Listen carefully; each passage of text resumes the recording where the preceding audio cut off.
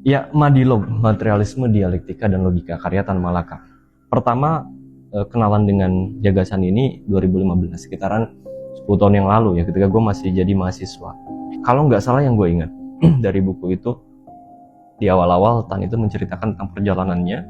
Lalu ada konsep yang namanya jembatan keledai. Ya, jembatan keledai itu adalah cara Tan ya, untuk mengingat satu konsep abstrak atau satu konsep yang benar-benar besar ya, lewat jembatan ya, singkatan ya, lebih mudah kita mengingatnya itu. Maka ditemukanlah istilah Madilog, Materialisme, Dialektika, dan Logika. Perjalanan gue ketika mulai membaca sampai sekarang ya, ada beberapa catatan yang ternyata Madilog itu bagi gue ya, di satu sisi ada relate-nya kalau kita lihat konteks Indonesia pada saat itu. Tapi di sisi lain ya, ketika gue melakukan banyak pencarian, ada beberapa catatan sebetulnya yang gue temuin dari materialisme, dialektika, dan logika.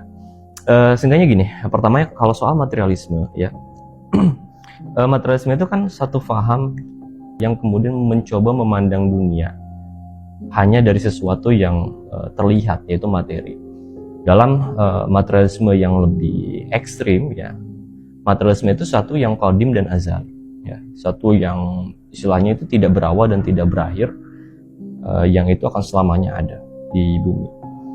Implikasinya apa? Seorang penganut materialisme itu secara tidak langsung, sengaja ataupun tidak disengaja, pasti meruntuhkan hal-hal yang gaib. Padahal faktanya kegaiban itu adalah rumah dari semua agama. Materialisme itu mencoba mendudukan manusia yang kalau menurut agama itu intinya itu adalah seorang abd, seorang hamba menjadi satu materi ya, dan makhluk biologis mata. Itu pandangan filsafatnya seperti itu.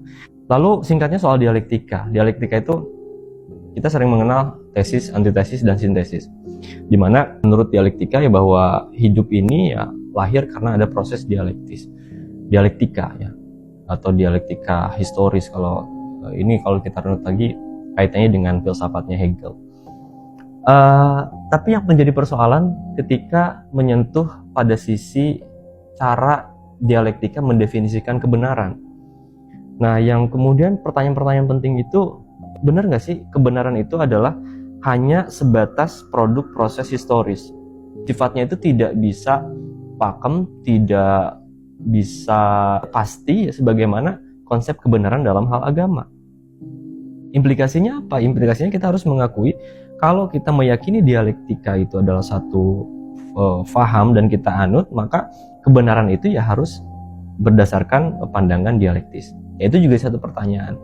Lalu ketika kita mengaitkannya dengan logika ya, dalam satu konsep yang holistik, materialisme, dialektika, dan logika, persoalannya bukan karena logikanya itu, tapi persoalannya adalah pada bagaimana akal ya dan juga logika itu dijadikan sebagai sumber kebenaran ya. Padahal apakah Islam anti dengan logika? Apakah Islam anti dengan rasionalisme? Tentu tidak gitu. Tapi cara mendudukannya itu yang berbeda ya. Kalau kemudian gue belajar soal akidah, apalagi soal akidah akliyah, maka Islam itu mendudukan bahwa akidah ya itu memang dicapai dengan akal. Tapi akal juga logika itu bukan sumber kebenaran, tapi alat yang digunakan untuk mencari kebenaran. Itu kan jelas berbeda. Yang satu sumber kebenaran, yang satu cara mencari kebenaran.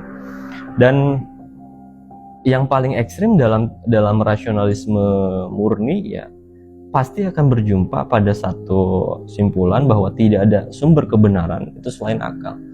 Yang ini ya kita bisa mikir sendiri sebagai seorang muslim, apakah kemudian bisa ya menerima itu. Nah, persoalannya sebetulnya bukan masalah logika dan rasionalisme dan juga akal, tapi cara meletakkannya. Itu sebenarnya catatan-catatan gue selama ini terkait dengan Madilog yang menimbulkan satu pertanyaan besar ya. Ini juga nanti kita open discuss ya.